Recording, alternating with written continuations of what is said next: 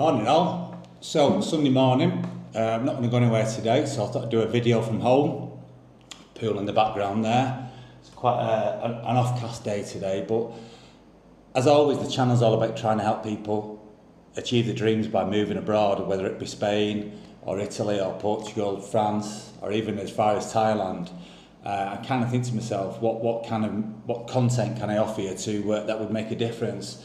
So the first one today, I mean, it's always great to show you the places that we go to on the beaches, the restaurants, some of the villages, but sometimes you've got to do some number crunching. You've actually got to create a plan and talk about the serious stuff, which is can be a bit of a dull video, but it does need to be done. You do need to have a plan. Yeah, you do need to be able to have the money to come over and live the dream, you know. So what I've done is I've thought about what I did, and that may help you.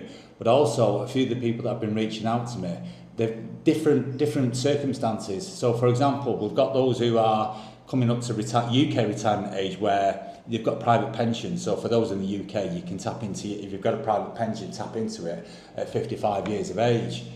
If you've got equity in your property and you can get through the visa situation, whether that be through the official means or whether it be by an Irish passport, etc., you could move over here, buy a property for cash. If you've got a pension, let's say of €2,000, boom, you know, you can start a brand new life and start to live the dream. So that's one kind of circumstance. But I've also got people reaching out to me who perhaps have only just got onto the UK property 4 or 5 years ago. They've got a bit of equity, but they've not got much savings, and they want to move abroad. They realise that actually for them to be at their best, being abroad would be better for them and better for the family.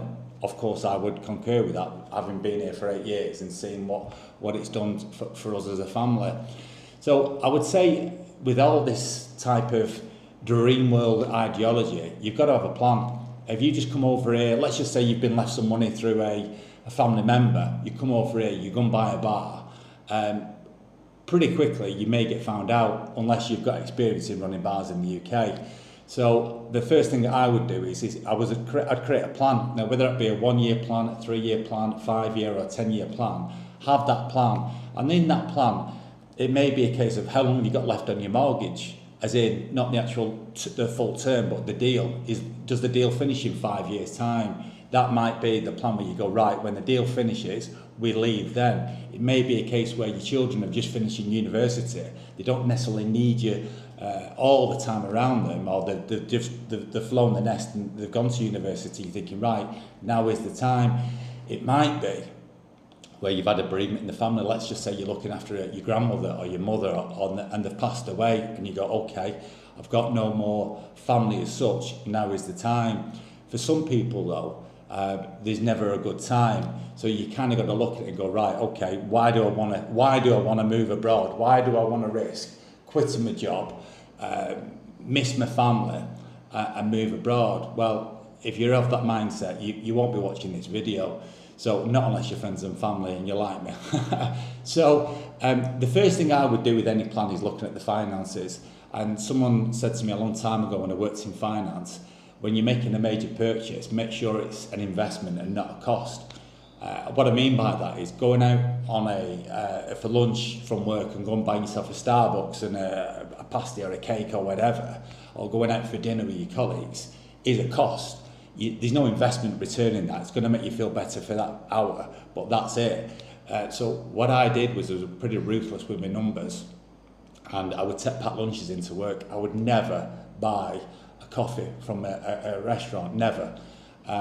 I would never change my car. I had an old car. Even though I had a good job, I still used it as a runaround because I knew full well that every penny I could save in the UK would make life easier here in Spain. Where if with regards to an investment example would be, you have some money or you save up some money, you get your front door done, you get your windows replaced, you get your garden brought up to a standard where if it's when you come to sell it, that people are going to go, wow. You create wow factors in your property so you can command the highest price possible, which gives you more money in your pot, which will make life easier. At the end of the day, We all need money. It does give you financial freedom, and it also gives you emotional freedom as well. So you do need that. So my advice would be, if you're on the property market, you've got a property, is bring it up to the best possible speed, to the best possible status you possibly can. And what I would do is, I would go on the local estate agents, I would look around and what's the competition look like? What does next door houses that are up for sale, what do they look like? Copy ideas, get on Facebook, get on Instagram, ask people in the family, what would you do if you were to buy this house, what would you want done? Try and keep the neutrality in your house. So try and maximise the equity that you've got. That would be my first port of call. The second one is looking at your finances.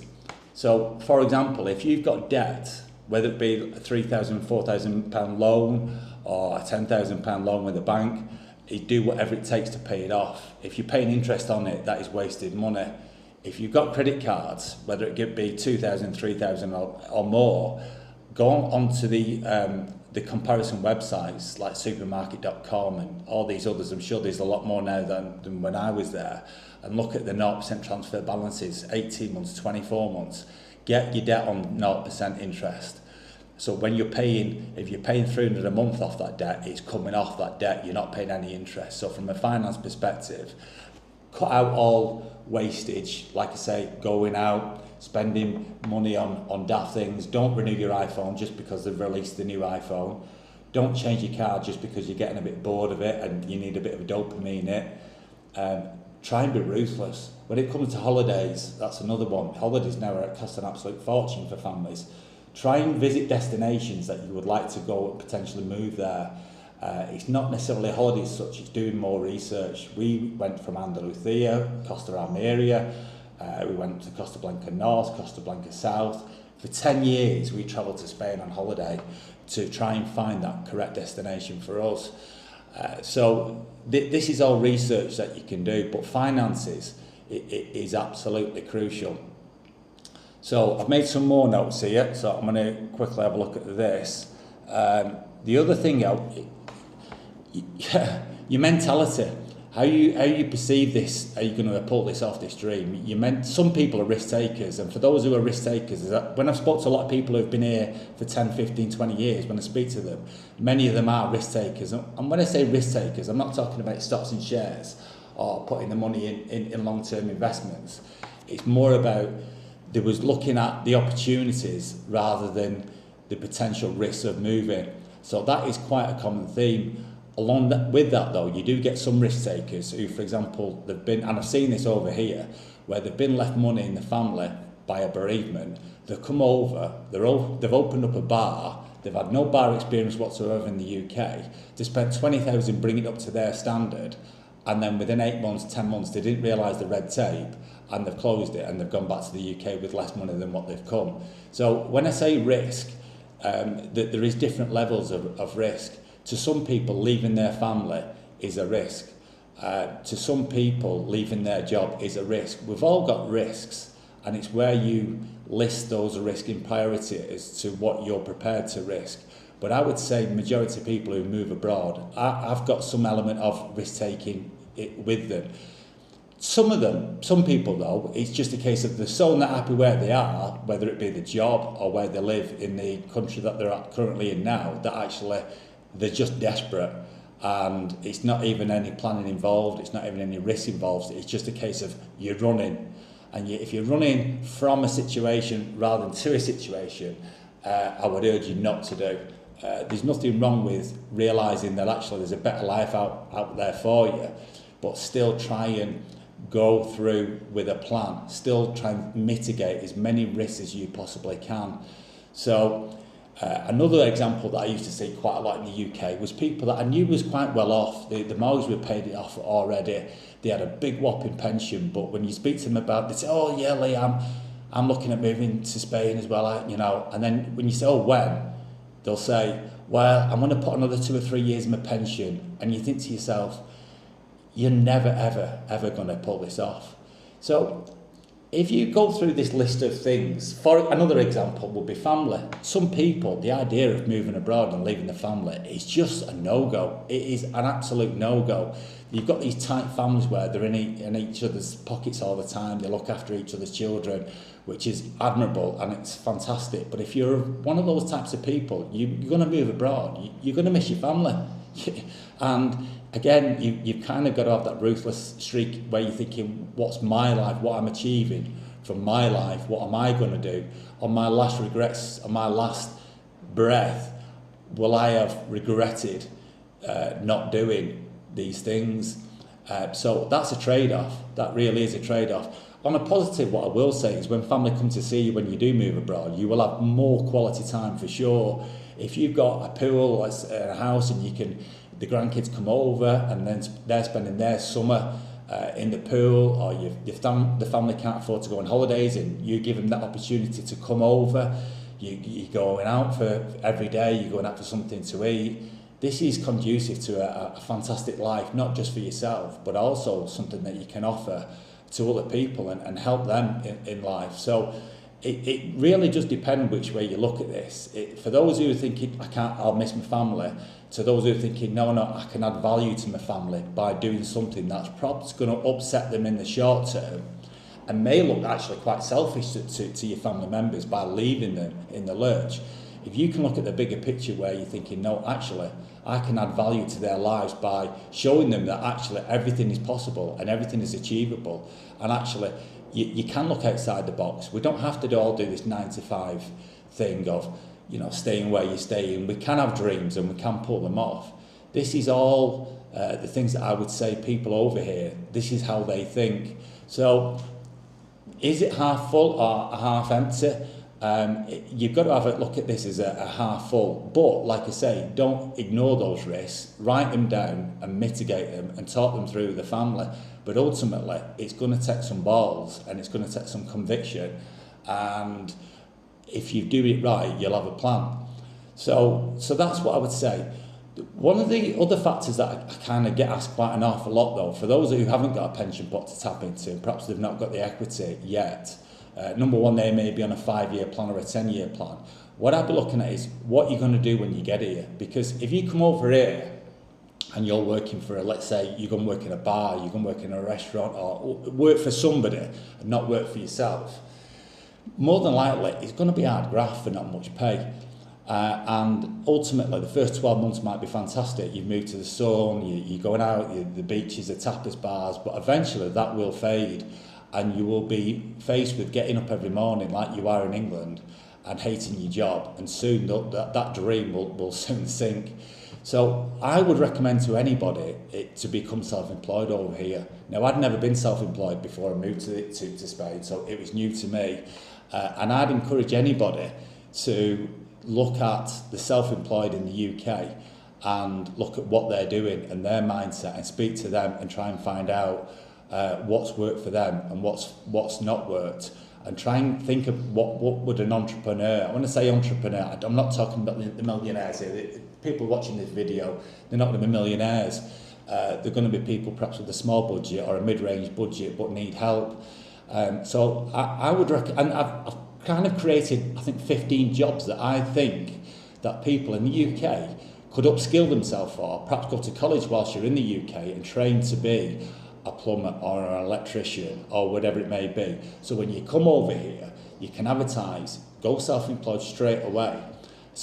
Even better if you've got a year's worth of income in the savings. If you come over here, you've paid your mortgage off, and let's say you've got a year's worth of income where you can advertise, become self-employed. For me personally, the financial freedom of being self-employed, but more the emotional freedom, not being told. I've never enjoyed being told what to do at school. It was horrific. So the idea that I'm self-employed, I can do what I want when I want to a certain degree, it is absolutely superb. So I've created a list of things, of jobs that you could do here, not just in Spain, but I would say these apply to majority of places actually. And it's all service-based. So these jobs are never going to make you a millionaire, but they could give you a good income and, like I say, give the emotional and financial freedom to be really content with your life and not just surviving but thriving. So number one would be gardening. Now, everyone needs gardeners over here because a lot of people have bought property 10,000 square metres thinking, oh, I want this land, this space. And then they quickly realise after 2 years that they're spending majority of the time weeding and looking after the garden. So they pay for a gardener. The gardeners will come over here and they think it's a great idea, and it is in the winter. But you work in 40 degrees in July and August and it can become a bit of a nightmare. But if you love gardening and it's something that you enjoy doing, then gardening could be for you. And there's always people short of gardeners over here. So next one that would be builders. We have multitude of sins of builders over here. We have very, very competent ones who you will try and ask them to do the job, let's say next month, and they're that good that it'll take them 8, 9, 10 months, 12 months to get them booked in. There is always opportunities for builders. What I would say is you've got some builders who are competent at building but shocking at communication or shocking with money. You've got some builders who are not so great at building but good with communication and they're ready today. If you're a builder and you're good at communication and you're good at the numbers, you can carve yourself a very good life out here for sure, because there's always plenty of work that needs to be done. People are always asking me, Lee, do you know a good builder? Aside from that, which is connected, is plastering. Everyone needs plasterers. That's another good one. Plumbers. I would say this is probably in the top 5 for sure. We always need plumbers over here, and plumbers always have work. To get a plumber on site on today, for example, if something goes wrong, you're going to struggle. I would say that's probably the same as the UK. So if you can do a night school in plumbing, I would highly recommend that, because if you're going to move to, let's say, Spain, you'll find work within a week for sure, guaranteed. Put a few adverts up there. That's same with electricians. We always need electricians, competent electricians. We have electricians over here, some competent and some not so competent. Always need electricians. That's something they get asked for all the time. Carpenters, to a certain degree, there's a lot of people that have pergolas being built, or they may want a new door or a new table. A lot of the carpenters over here are Spanish. So talking about something that you want doing in native language can be quite challenging. So that's something, I wouldn't have it in my top 10, but again, if it's what you do and you enjoy doing, then you could make a career over here for sure. Pool cleaning, we have a lot of pools. Could teach anybody how to brush up a pool, but knowing about the water chemistry, when to add chlorine, what type of chlorine, if the pump breaks down, what do you do? But again, pool cleaning is, we have a lot of pool cleaners over there, and there's always people that need the pools cleaning. Window cleaners, in Spain we get a lot of dust. You can go and get your car cleaned, and you're driving home from the actual car wash, and you get home and the actual back window is filthy, and it's the same with the house window. So window cleaners, again, if it's something that you think you could do, start up a window cleaning run. You will find work, I guarantee, over here. Air conditioning, we have plenty of air conditioning companies over here. Again, a lot of people, I'll tell you what would be a good one is actually air conditioning cleaning. A lot of people, they like to come and fit your aircon units because there's some money involved in it. But actually the servicing of an air conditioning unit, that's something that I get asked an awful lot. So if you can go on a course learning how to condition aircon units, then again, that is something that you could easily pick up. Hairdressing, women always love the hair being done, and also they see that as part of the community, going out having a chat with the women.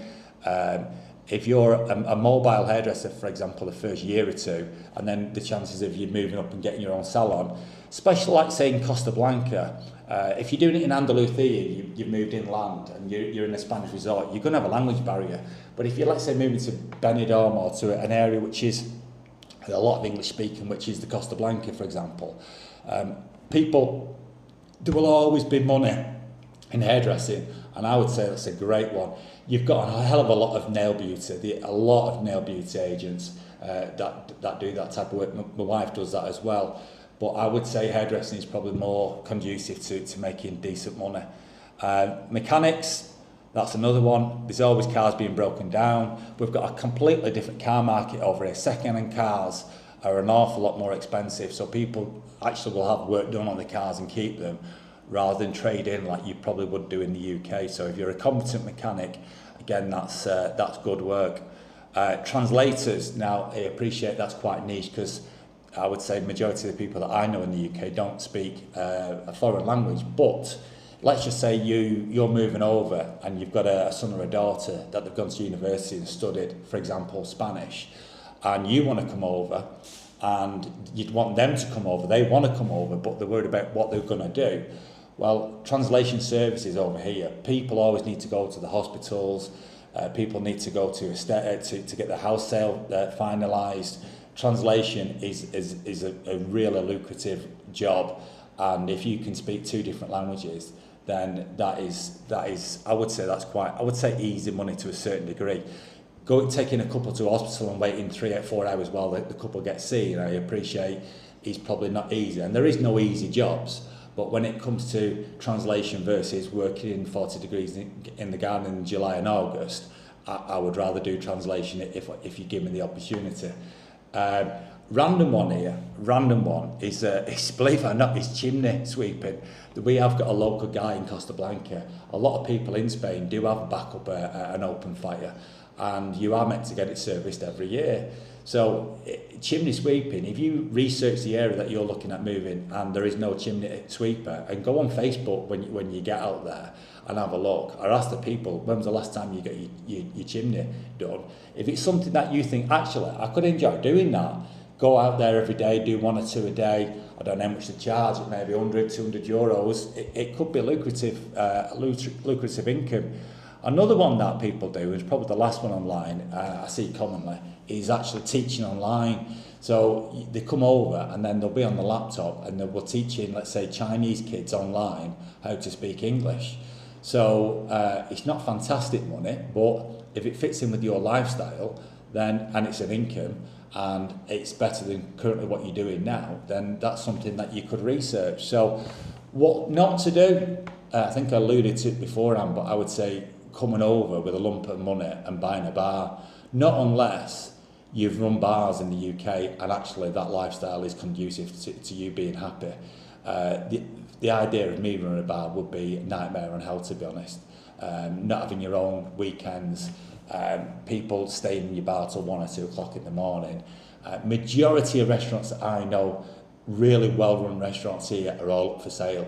They make money out of it, some make very, very good money, but they just eventually the lifestyle, looking at recruiting staff, where do you get your staff these days? If people are not coming over for long-term visas, you're looking at people coming over for 6 months. They'll come over for 6 months, you'll train them up, and then they go again, and then you've got to train somebody else up. That's not for me. But if it's for you, then brilliant. But I would say that's one thing to stay clear from. And if you're looking at maximising your potential and being as happy as you can be, I would certainly recommend going self-employed. I really would. The idea of working for somebody over here for not much money and then being skint every month, I just don't see how you'd enjoy moving over here. So that's something to consider. So we've talked about the finances, we've talked about potential jobs, and then after that, I suppose it's red tape really. So it's researching your visas. What do you need to do to get your visas? It may be that you've got relatives over in Ireland, you can get an Irish passport, or it may be, for example, you're looking at Thailand and not Spain, and they've changed their visa rules quite a lot recently, especially for the over 50s. Quite easy now to get an over 50s retirement visa. So Thailand, believe it or not, could be a great opportunity that probably a lot of people in the UK don't think about because it's too far from the family. But have a look at these places, whether it be Portugal, Italy, France, etc. But bottom line is, it all comes down to mindset. It all comes down to limiting beliefs and having the courage and the conviction to be able to pull off this dream, to pull off this plan, and to be able to run through brick walls and get it done and get it over the line. And like I say, it could be a 3-year plan or a 5-year plan or a 10-year plan, but write that plan down, get your debts in order, increase the equity in your property, apply yourself in the workplace as best as you possibly can. If you're going to have to come over here and work enroll yourself in a night course in the UK, whether it be electrician or whether it be plumbing or whether it be on technology or whether you're looking at an online job. Do your homework beforehand, put the hard yards in your own country, get prepared, and then do it and make it happen. It's the best thing that we ever did. We've been here 8 years now. I've not been on an airplane for 8 years, so you can see how happy I am. The first 2 years was definitely the hardest 2 years of our life, without a shadow of a doubt. I would say we dragged our daughter here. It certainly would not have been her choice. She's very happy here now, but for the first 2 years, that was a nightmare, and to watch that was tough. So these are things that you face all the time, but now she's got a fantastic life. So yeah, living the dream. Does that exist, living the dream?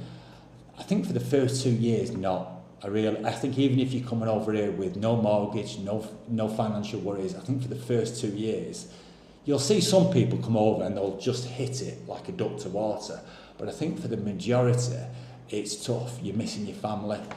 You're asking yourself questions: have I done the right thing? Walking away from, let's say, a lucrative job, have I done the right thing? But actually, there is no doubt about it, we did the right thing for sure. Would I have done it again? 100%. I couldn't think of not being here now. Well, I don't need to sell it. If you're watching this video, more than likely you've made the mind up. You made mind up that actually being abroad is for you. You know, the weather, of course, is good. It's more than good. Having your own pool, for example, the beaches, the cost of living.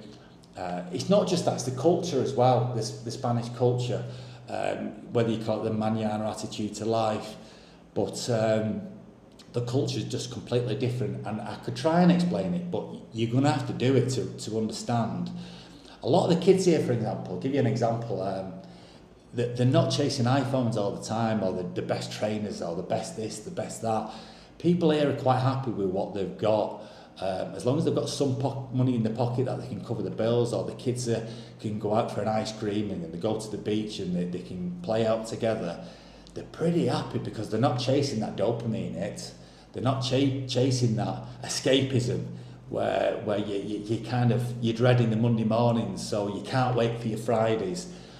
You're waiting for that dopamine hit. That's less so over here because you've got more of a balance.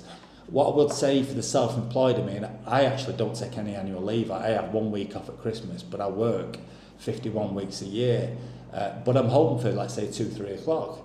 So again, a completely different lifestyle. In the UK, you're very much focused on your 4 weeks annual leave. That's what you look forward to. You look forward to your holidays, you look forward to time off, you look forward to time with your family. Whereas here, we have a different working patterns. So you're getting more time with your family on a day-to-day basis. I don't dread Mondays. I never signed up to that ethos of writing off every Monday of every week and only enjoying Friday and Saturday and only part Sunday because you're dreading the Monday. I just don't sign up to that ethos. As a child, I was just like, no, that is not going to work for me. It just really isn't. There's 52 weeks in the year, and on your last Monday, on your last breath, you'd have every Monday back. So get away from that dreading Mondays. There's 24 hours in a day, and Monday it can be as good as Friday. It's all about mindset. It's all about having a positive attitude to life.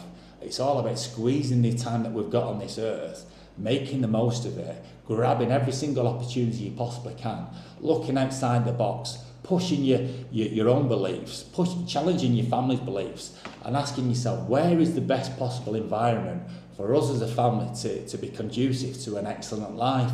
Of course, you're still going to have problems. The fridge freezer is going to break down. The washing machine is going to go. You're going to get a flat tyre. Things need doing. We get that. You can't escape from that. Bereavement is something that is part of life.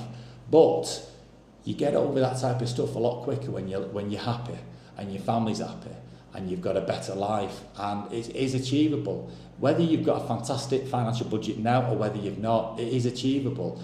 But it's going to take mentality, it's going to take planning, it's going to take getting away from that dreaming mentality where it's a case of, no, it's not a dream.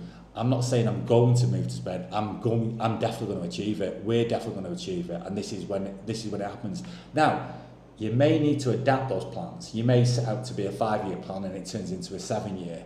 That's fine. You could have a 5-year plan and you do it in 3 years, but you've got a plan and you're going to nail it. Don't make excuses. Mitigate the risks, write them down, face into those risks, but overcome those challenges, and then just make it happen. And then that's it. You move over, and you try and live the dream. So I hope that helps. Like I say, I've not tried to just work this on those who are ready to come financially. Now I've tried to help out those who are some ideas for those who are perhaps 10 years away, even maybe 15 years away. And that's what I would do. Make the most of your equity in your property. Do as much research as you possibly can. If you can, enrol into a nighttime college to do a different job, or a job that you're doing in the UK now that maybe translate over to Spain, that's also great as well. But those are the things that I'd be doing. So hope that helps. Have a good weekend, everybody. And I'll do another video as soon as I possibly can. May nip up to Benidorm. We've got a trip up there coming up soon. I fancy going to Villa Aosta soon, doing a beach walk along there. So a few ideas, and there's a few more videos coming on other things as well. So have a great weekend, everybody.